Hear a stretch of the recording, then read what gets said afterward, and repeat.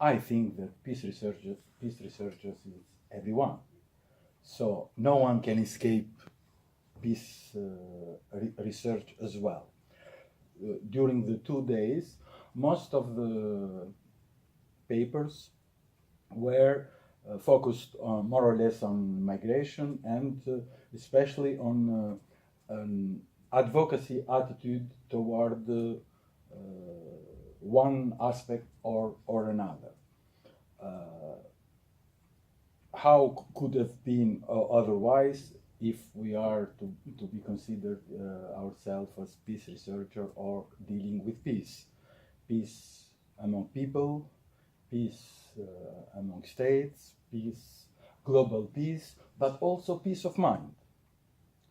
And as researchers, not necessarily peace researchers, but as academics, I would say, to have the peace of mind, I would say that it is necessary another dimension, which is not only advocacy, but also criticism. Yesterday I was talking with Finnish girls together. What do you do as an anthropologist? I say, as an anthropologist, I do either advocacy of what I'm doing or criticism, or maybe both. With insight, I say, I think that as an anthropologist, I can do a right job if I can do both. So we must be advocative, but we must also be critical. From the beginning, almost all of communication papers here were focused more or less on both. Almost all were advocative and many were critical, some, I would say, even provocative. Now, my intention with this concluding remark is to go a little bit in detail, not necessarily of all papers that were listening here, but at least all the issues that were debated here, and to try to make an approach which is at the same time advocative and critical. Since the beginning, some pointed to the pointed rightly to the issue of definition. Some went even further, taking the issue from the point of view of rhetorics used in, which is when you use the meaning of definition is okay, but when you are talking about rhetoric, it's much more critical. So I will start from this starting base with definition. They have been defined. Migration was being defined in a number of ways, in a number of papers. One of them was there is forced migration, refugee, and asylum seekers. And this category of migrant or issues or people, migrant. I wouldn't say there are people migrating. There are people seeking refuge. Is a category in, and the advocative part in this is the tremendous triggering of policy and academic thinking to protect and to improve their. But at the same time, one of the provocative paper here was that behind asylum seekers and refugees, we must look for the conspiracy, right, Vidar?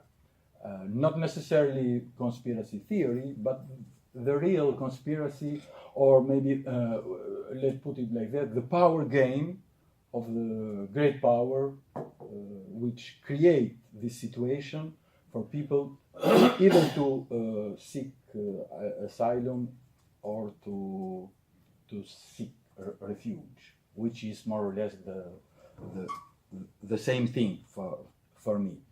At the same time,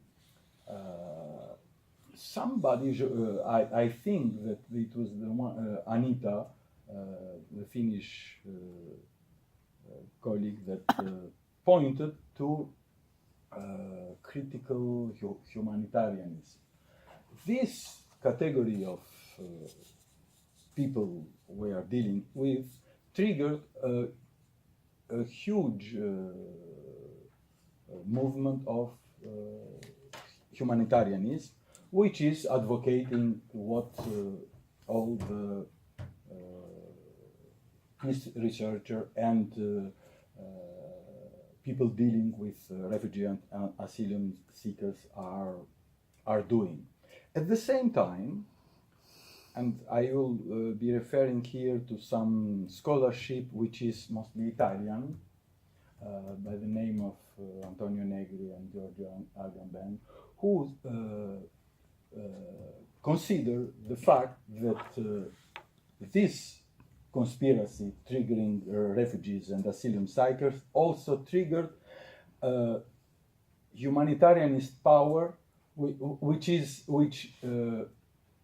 yield a real biopolitical power, and it's transforming itself into a great power, biopower on its own. And my point is that when we have to consider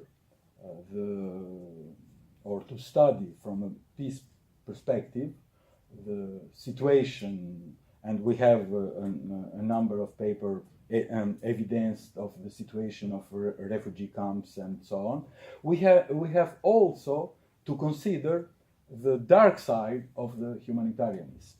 I am not going to further in this area because no one took this issue over, but I think that this is necessary to be taken over as an issue when we deal with migration. When we move to other categories, I'm still on the definition framework. When we move on the other categories of migration, I think that it is necessary to make a distinction between migration and mobility. I consider mobility not, it can be considered, of course, people on the move, and all they are on the move can be considered as migration. But I take the term mobility in a conventional term from sociology, which refer to social mobility, professional mobility, which include, not necessarily, but which may also include territorial mobility, and which show people on the move. But the concept of mobility, sociologically speaking, is much more, much better defined rather than people on the move. If we consider mobility in this sense, a number of considerations became important, like seizing opportunities, the right to seize these opportunities, the freedom to seize opportunity, and so on. In this way, people, academics dealing with with migration, I think that sometimes confuse mobility with migration. Why I say, why I insist on the fact that these two categories must not be confused. Because if mobility is based on rights, on freedom, on opportunities, migration is anything but freedom. Migration is, and everything in migration is a constraint.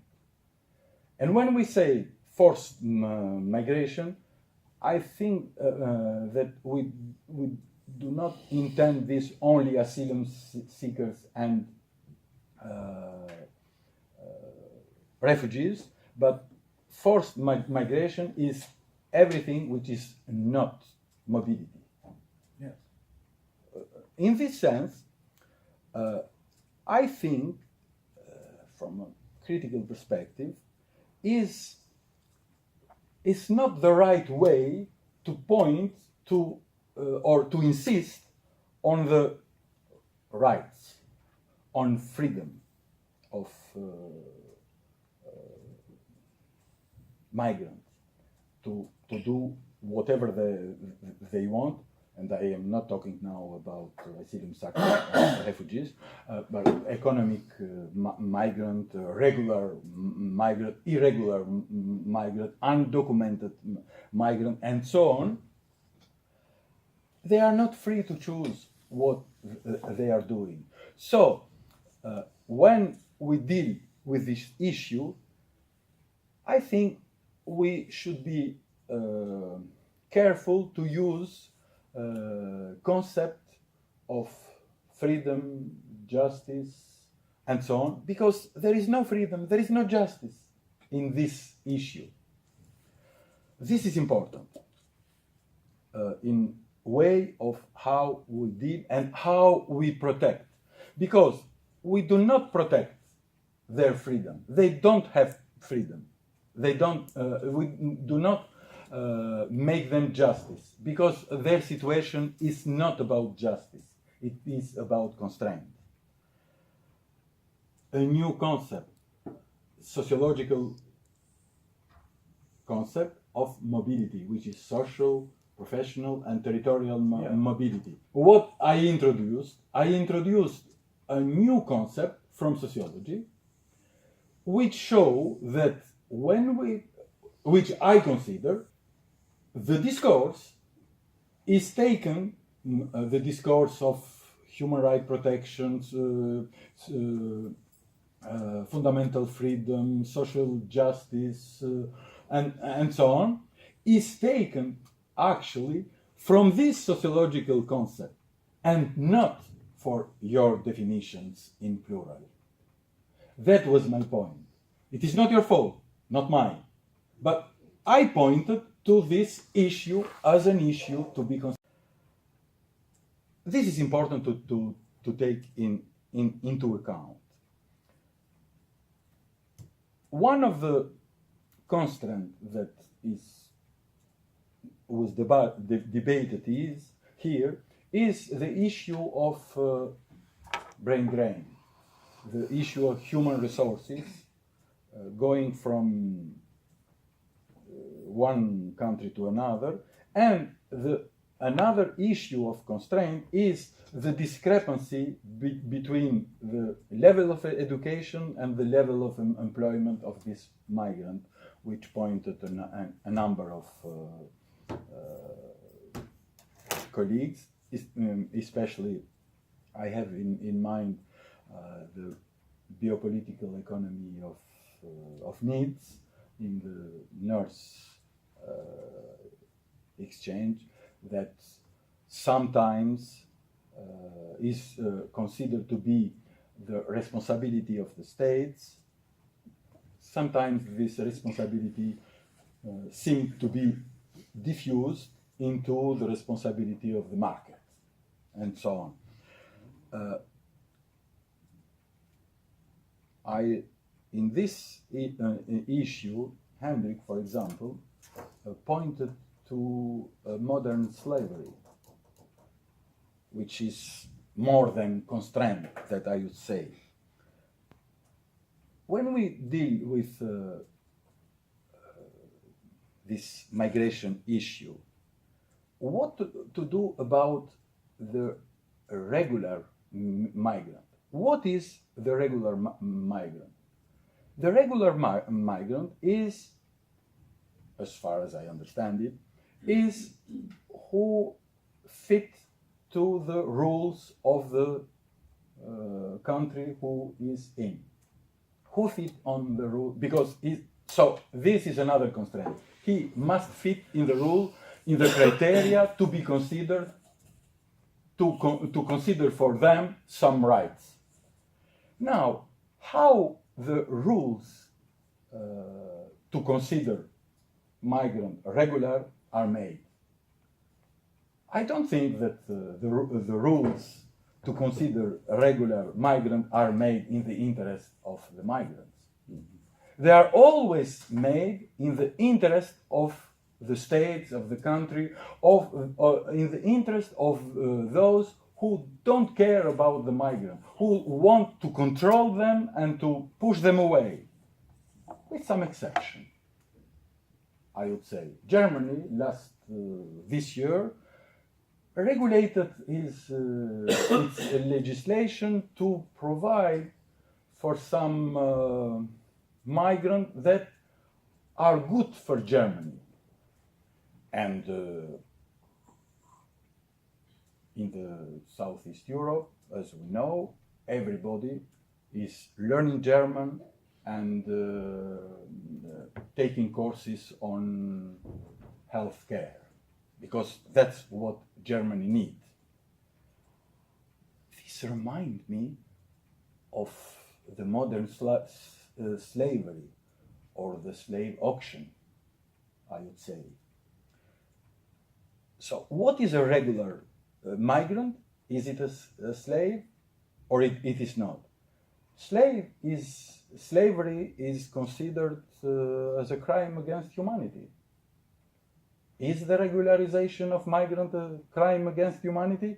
I wouldn't say that, because the best intentions are put behind this regularization.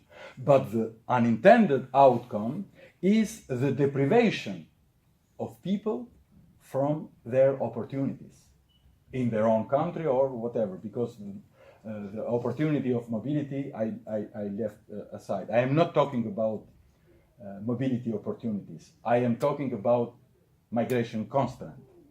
So when you regulate in this way the migrant, you do nothing but regulate the migrant auctions or the slave auctions, call it as better fit to any one of us. Now, for the peace of mind, at the beginning, it is important to, when we consider migration issue, it is important that to be advocative as we are, but also to be critical of what we're doing and to be critical of what we advocating.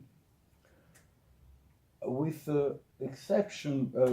passing exception of Craig, I think, who said that Brexit was triggered by the migration concern of British population.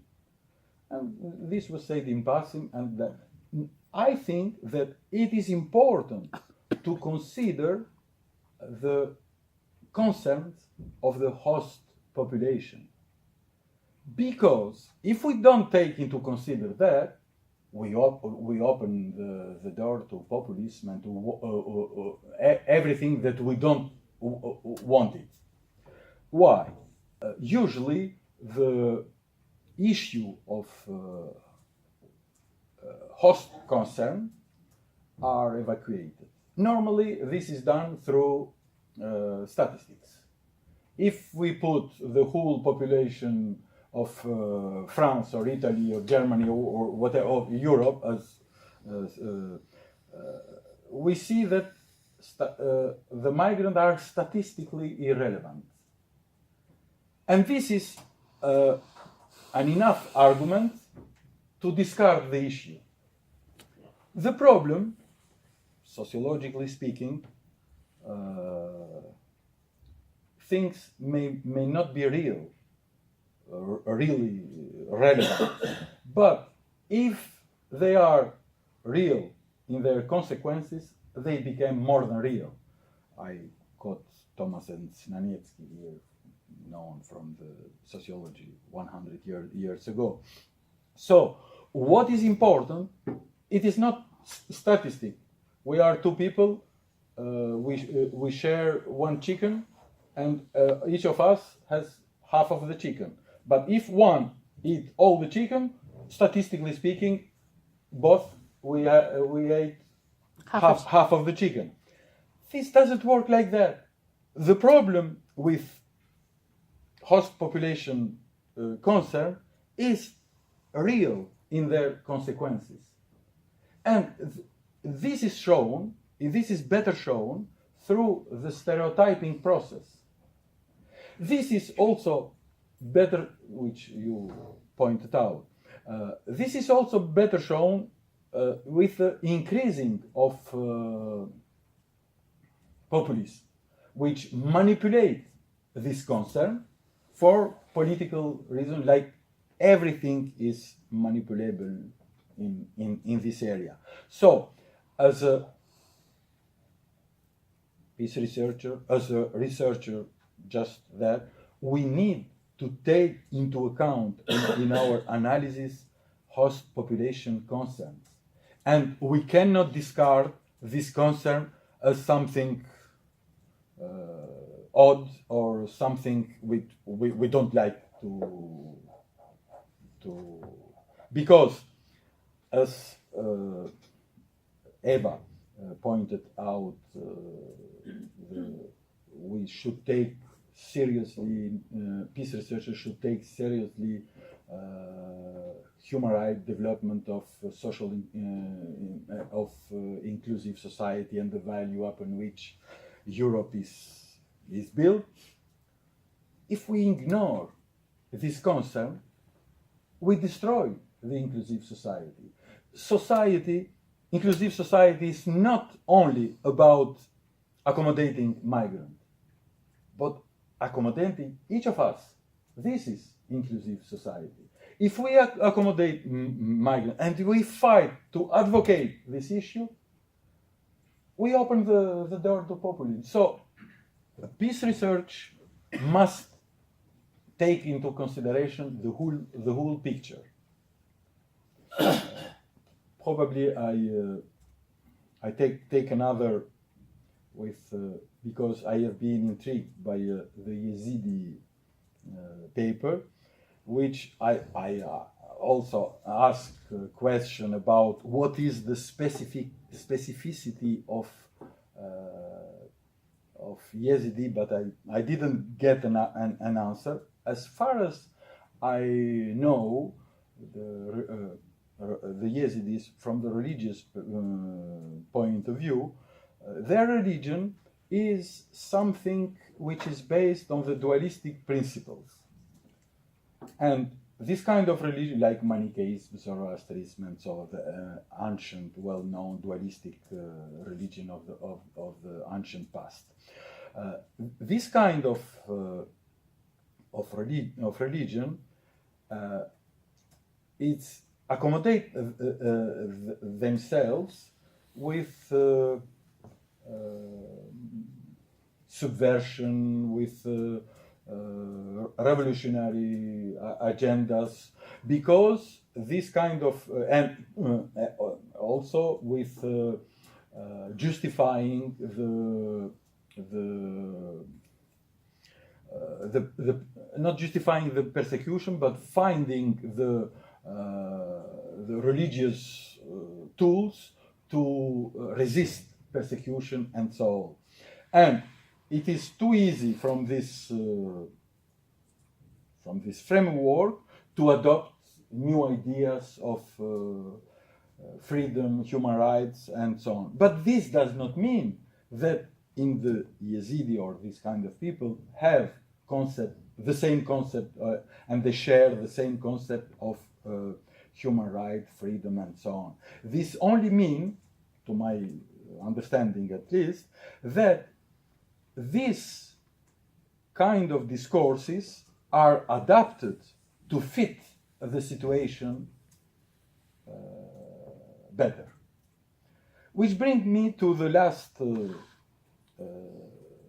issue of criticism, if I would say, that not everything that that people say or people show should be taken as at face value, because people, whoever they are, either migrant, politicians, activists, researchers, and so on, use their discourse to fit the situation at hand. In this sense, even when we try to understand and to explore, to study migration issue, we must be aware of this component of discursive construction, which I can summarize in this bluntly putting. People never say the truth. They said the truth as it served them at the situation at hand. So these kind of issues, or this kind of critical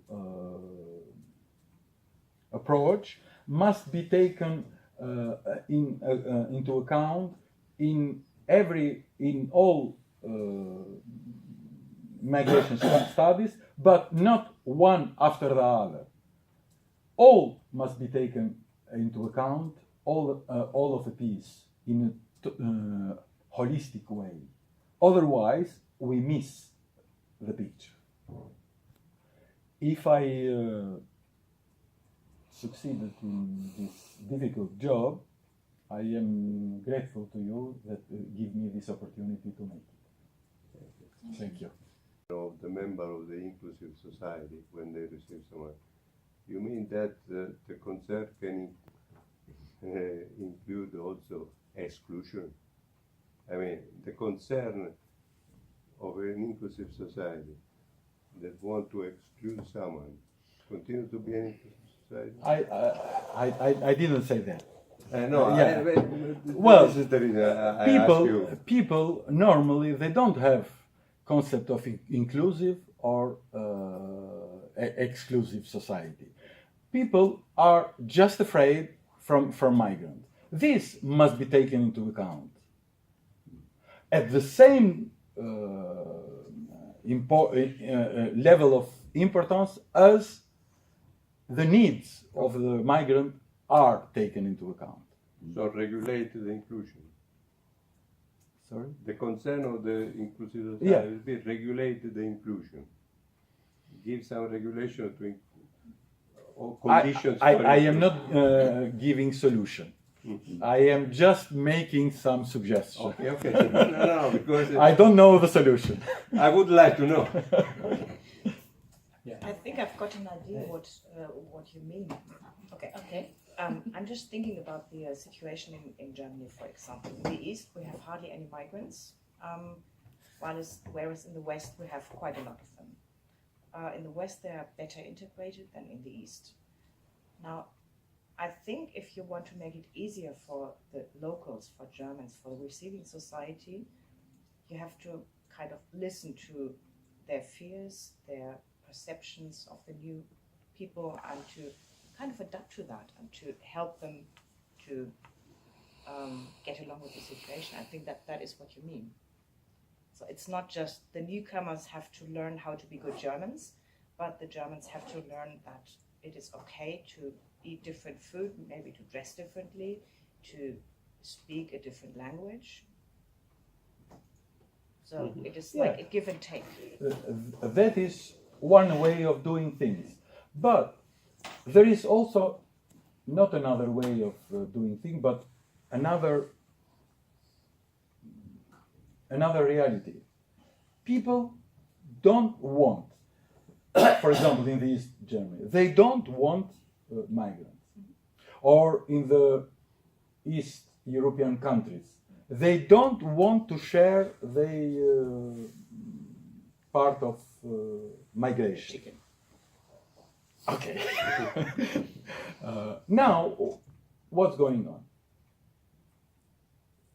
Policymakers impose something that people don't want. This gives rise to populism, for sure. So, it is not only to educate people to accept, but is to take into consideration their fears, what they don't want, and if I don't have the solution, try at least to not make it worse. If you impose them, you make it worse. Yeah.